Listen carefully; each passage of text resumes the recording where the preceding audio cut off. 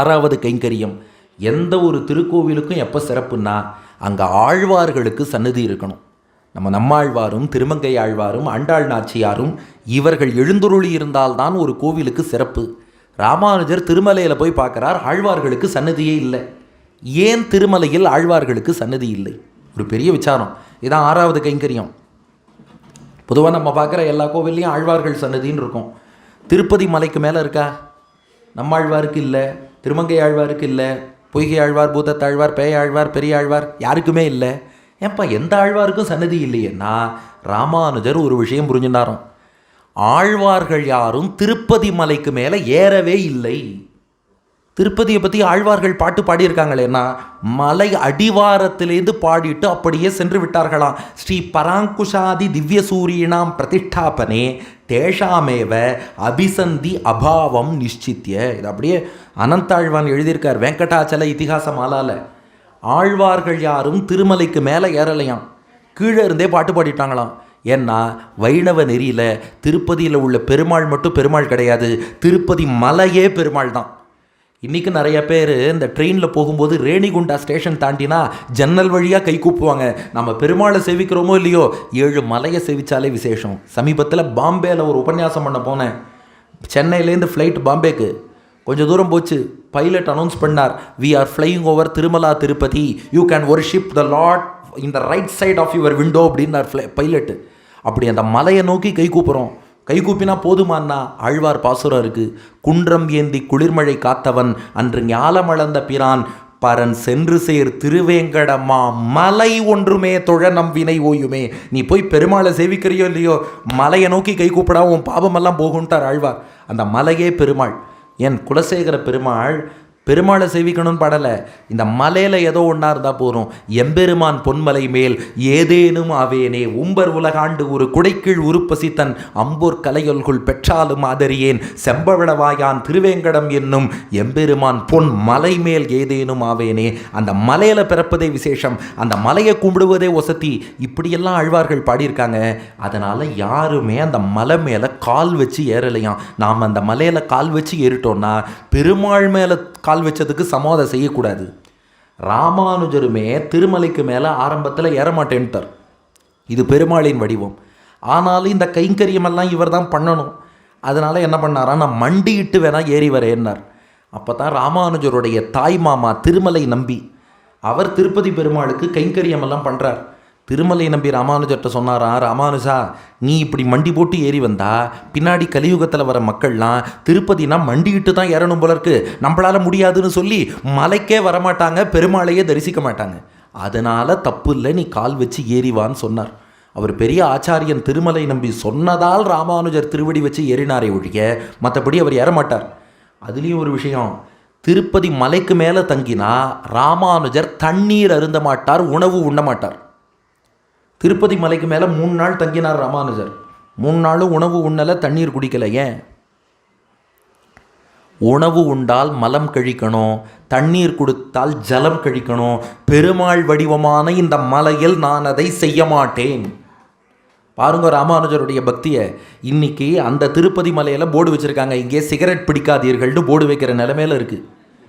ஆனால் அந்த திருப்பதி மலைக்கு போனால் இங்கே நான் தண்ணீரும் அன்னமும் எடுத்துக்கொள்ள மாட்டேன்னு 3 நாள் பட்னி இருந்து பெருமாளை சேவிச்சுட்டு வந்தார் ராமானுஜர். அப்படியெல்லாம் நம்ம ஆச்சாரியர்கள் கட்டி காத்த மலை. அதனால் ஆழ்வார்களுக்கு மலைக்கு மேலே ஏற விருப்பம் இல்லை. மலைக்கு மேலே ஏற விருப்பம் இல்லாதவர்களுக்கு மலைக்கு மேலே சன்னதி இருந்தால் ஒத்துப்பாங்களா? அதனால் ஆழ்வார்களுக்கு சன்னதி இல்லை. அதே சமயம் ஆழ்வார்கள் சன்னதி இல்லாமல் இருக்கக்கூடாது. என்ன பண்ணலான்னு யோசிச்சாரா ராமானுஜர். நிறைய முனிவர்கள் என்ன பண்ணுறாங்களா, திருமலைக்கு மேலே போக முடியலைன்னா மலை அடிவாரத்தில் இருந்து இன்றும் பெருமாளை வணங்குகிறார்கள். இது ஸ்தல புராணத்தில் சொல்லியிருக்கு. பிரகலாதன், சுகமுனிவர், அம்பரீஷன் இவங்கள்லாம் திருப்பதி அடிவாரத்தில் இருந்து பெருமாளை தரிசிக்கிறார்கள். ராமானுஜர் பார்த்தார், அப்போ திருப்பதி அடிவாரத்தில் ராமானுஜரை பிரதிஷ்டை பண்ணிடலாம் இல்லையா, மலைக்கு மேலே தானே போக மாட்டேன் என்றார்கள். அதனால் ஸ்ரீ பதபுரியாம் பிரத்யேகஷோ திவ்யாலயேஷு ஸ்ரீ வெங்கடாபிமுகான் ததீய மங்களாசாசனைக பராயணான் தான் திவ்யசூரீன் அப்பி யதாவிதி அர்ச்சாரூபேண பிரதிஷ்டாபயாமாச.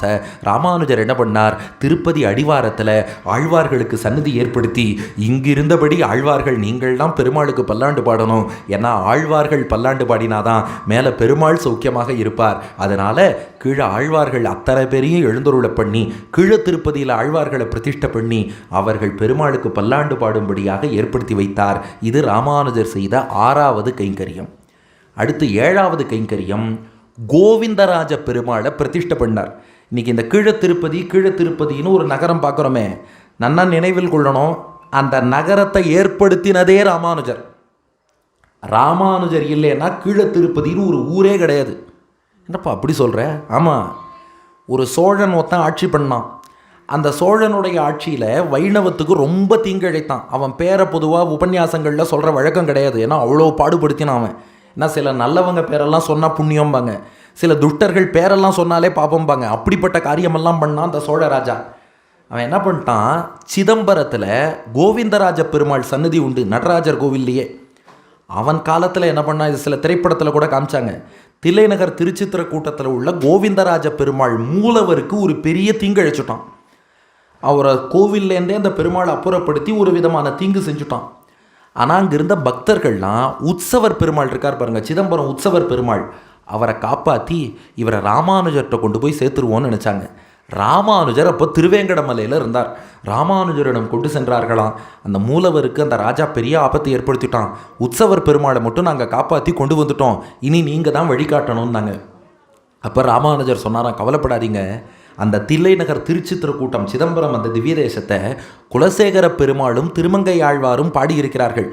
ஆழ்வார் பாடினது என்னைக்கும் வீழ்போகாது, மீண்டும் சன்னதி வரும்னா ராமானுஜர். அப்படியே மீண்டும் பெருமாள் அங்கே வந்துட்டார். ஆனால் இப்போது இந்த உற்சவரை பாதுகாக்கணும், மீண்டும் சன்னதி பின்னாடி வரும், இப்போ உடனே உற்சவரை பாதுகாக்கணும். என்ன பண்ணுறது? ராமானுஜருக்கு திருப்பதியில் யாதவராஜன் ஒரு சிஷ்யன் இருக்கான்னு பார்த்தோமே, அந்த மன்னன், அந்த ராஜாவை கூப்பிட்டார். ஒரு உற்சவர் பெருமாள் வந்திருக்கார், இவருக்கு தேவாதி தேவன்னு திருநாமம், இவருக்கு ஏற்ற மாதிரி ஒரு மூலவருடைய விக்கிரகம் பண்ணி ஒரு கோவில் கட்டணும்னார். அதன்படி அந்த ராஜா ஒரு கோவில் கட்டினான். அதில் பள்ளிகொண்ட திருக்கோலத்தில் கோவிந்தராஜன் ஒரு பெருமாளை மூலவரை ராமானுஜர் எழுந்தருளை பண்ணார். இந்த சிதம்பரம் உற்சவரை அவருக்கு உற்சவராக எழுந்தருளை பண்ணிட்டார். அதனால் இன்றைக்கி கீழே திருப்பதி கோவிந்தராஜன் இருக்கார் பாருங்க, அந்த படுத்துன்னு இருக்க பெருமாள் மூலவர் தனியாக பிரதிஷ்டையானவர். அங்கே உற்சவர் யாருன்னா சிதம்பரத்துலேருந்து வந்த உற்சவர். பின்னாடி சிதம்பரத்தில் மீண்டும் அங்கே சன்னதி ஏற்பட்டவாறே புதிய உற்சவமூர்த்தியை எழுந்தருளை பண்ணி அங்கே பிரதிஷ்டை பண்ணிட்டாங்க. அப்போது திருப்பதியில் புது மூலவர் சிதம்பரத்தின் உற்சவரோடு கோவிந்தராஜர்னு ஒரு சன்னதி ஏற்படுத்தினார். அந்த கோவிந்தராஜா பெருமாளுக்கான அந்த மூலவர் வடிவம் எப்படி இருக்கணும்னா அதுக்கு ராமானுஜர் சில ஸ்பெசிஃபிகேஷன் சொன்னாராம். சச்ச பகவான் கோவிந்தராஜாபிதானகா க்ஷீராப்திநாதகா, பார்க்கடல்ல ஆதிசேஷன் மீது படுத்திருப்பார் பாருங்க, அதே மாதிரி பள்ளி கொண்டு இருக்கணுமா. அவர் திருவடியை ஸ்ரீதேவி பூதேவி தாயார் வருடிக்கொண்டே இருக்கணுமா. அவருக்கு உந்தி தாமரையிலே பிரம்மாவை உருவாக்கிய திருக்கோலத்தில் அவர் இருக்கணுமா. 4 கை சங்கு சக்கரங்கள் உள்ளிட்ட ஆயுதங்கள் ஏந்தி இருக்கணுமா. எதிரில் மது கைட்டபன்னு 2 அசுரன் சண்டைக்கு வரான். இந்த ஆதிசேஷன் நெருப்பை உமிழ்ந்து மது கைட்டபர்களை அழிக்கிறார். இந்த திருக்கோலத்தில் பெருமாளை பிரதிஷ்டை பண்ணு. அப்போ அப்படியே நன்னா மனசில் நினச்சி பாருங்க, கீழ திருப்பதி கோவிந்தராஜன் ஆதிசேஷன் 4 கை சங்கு சக்கரத்தோடு அதில் பெருமாள் பள்ளி கொண்டிருக்கார். எதிரில் மது கைட்டபன், அவனை ஆதிசேஷன் நெருப்பை உமிழ்ந்து எரிக்கிறார். ஸ்ரீதேவி பூதேவி பெருமாள் திருவடியை வருடுகிறார்கள். அந்த யாதவராஜன் கேட்டானா, ஏன் இந்த திருக்கோலத்தில் பிரதிஷ்டை பண்ணணும்? அதுக்கு ராமானுஜர் சொன்னாராம், ஹரிவம்சம்னு ஒரு நூல். அந்த ஹரிவம்சத்தில் ஒரு சின்ன வரலாறு சொல்லப்பட்டிருக்கு. ஒரு சமயம் பார்க்கடலில் பெருமாள் இப்படி தான் பள்ளி கொண்டிருக்கார்.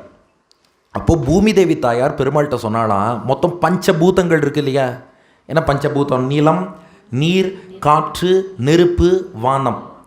இதில் நீருக்கு பிரதிநிதியாக தாமரையை பெருமாள் கையில் வச்சுருக்கார், நெருப்புக்கு பிரதிநிதியாக கதையை கையில் வச்சுருக்கார், காற்றுக்கு பிரதிநிதியாக சக்கரத்தை கையில் வச்சுருக்கார், வானத்துக்கு பிரதிநிதியாக சங்கு வச்சுருக்கார்.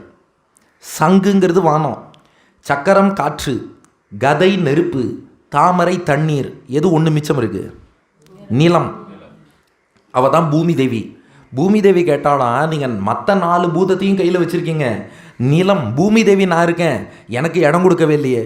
பெருமாள் சொன்னாரா, எனக்கு 4 கை தானே இருக்குது, 4 கையை 4 பேர் ஆக்குபை பண்ணிட்டாங்க, உனக்கு எங்கே இடம் கொடுக்கறது, என் பாதத்தில் இடம் தரேன், என் திருவடியை வருடி விட்டுக்கோன்னாராம். அதனால் பூமி தேவி வருடினாலாம்.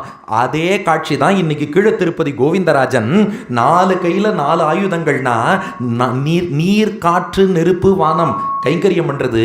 பூமிக்கு எப்படி கைங்கரியம் பண்ணுறதுன்னு தெரியல, திருவடி வாரத்தில் உட்கார வச்சு இதை வருடி விடுன்னு சொன்னார். அந்த திருக்கோலம். மது கைட்டபன்னு 2 அசுரன் அதே நேரத்தில் பெருமாளோடு சண்டைக்கு வந்தான். ஆனால் பெருமாள் என்ன பண்ணாராம், அவர் பூமி தேவியோடு அனாயாசமாக பேசிட்டு இருந்தார். அவர் சண்டையே போடலை. பெருமாள் சார்பில் ஆதிசேஷனே நெருப்பை உமிழ்ந்து மது கைட்டவர்களை அழித்து விட்டார். அப்படியே அந்த திருக்கோலத்தில் பிரதிஷ்டை பண்ண சொல்லி கோவிந்தராஜன் சன்னதிங்கிறது ஏற்பட்டது. ஏரிக்கரையில் பக்கத்தில் பார்த்தா ஆச்சரியமான ஏரிக்கரையில் சன்னதி. அந்த யாதவராஜன் என்ன பண்ணானா, அந்த கோவிலை சுற்றி 4 மாட வீதி ஏற்படுத்தி அதுக்கு ராமானுஜர் பேரை வச்சானா. ராமானுஜபுரம்னு பேர். நாம் இன்னைக்கு கன்வீனியன்ஸுக்கு கீழ திருப்பதிங்கிறோம். அந்த ஊருக்கு ராமானுஜபுரம் என்று யாதவராஜா பேர் வச்சான். தன் ஆச்சாரியன் பேரை வச்சிருவோன்ட்டு வச்சான். அதுக்கப்புறம் ராமானுஜர் ஒரு விஷயம் சொன்னானா. இன்னொரு பெரிய விஷயம் பாருங்க, அந்த கீழ திருப்பதியில் என்ன ரகசியம் அப்படின்னா, ஏற்கனவே திருவேங்கட மலை இருக்கே, அதை பெருமாளுடைய வடிவம்னு சொன்னாலும் அதில் ஆதிசேஷனுடைய அம்சமும் உண்டு. சேஷாத்ரிம்போம். திருமலைக்கு ஆதிசேஷனுடைய அம்சம் உண்டு. பயங்கரமான பாம்பு. இங்கே கீழ திருப்பதியில் கோவிந்தராஜனும் பார்த்தா பாம்பு சீறிக்கொண்டு இருக்கிறது, நெருப்பை உமிழும் பாம்பு அது மேலே பள்ளி கொண்டு இருக்கார். இப்படி இருந்தால் ஊருக்கு உஷ்ணம் ஜாஸ்தி ஆகிடும், ரொம்ப உக்கிரமாக இருக்கும். அதை தணிக்கணும். அதனால் ராமானுஜர் என்ன பண்ணாரா, திருமலை அடிவாரத்தில் ஆழ்வார்களை பிரதிஷ்டை பண்ணார் பாருங்க. அவர்கள் அப்படியே கோவிந்தராஜ பெருமாள் சன்னதியில் பிரதிஷ்டை பண்ணிவிடுங்கோ. ஏன்னா ஆழ்வார்கள் ஒரு இடத்துக்கு வந்துட்டா அந்த இடம் குளிர்ச்சி ஆகிடும், பெருமாள் கூலாயிடுவார். அதனால் ஆழ்வார்கள் சன்னதின்னு ஏற்படுத்தினார். 1. 2வது, இங்கே ஆதிசேஷன் நெருப்பை உமிழ்கிறார். ஆதிசேஷனுடைய வீரியத்தை தணிக்கணும். அதுக்கு என்ன வழி, கீழ திருப்பதி இருக்கே அதை கருட வியூகத்தில் ஊரை அமைக்க சொல்லிட்டாராம். அந்த ஊரே கருடன் வடிவத்தில், கருடன் ரக்கையை விரித்து கொண்டால் எப்படி இருப்பாரோ அந்த கருடனுடைய ரக்கை விரித்த திருக்கோலத்தின் வடிவத்தில் கீழ திருப்பதிங்கிற ஊரை அமைச்சுட்டார்.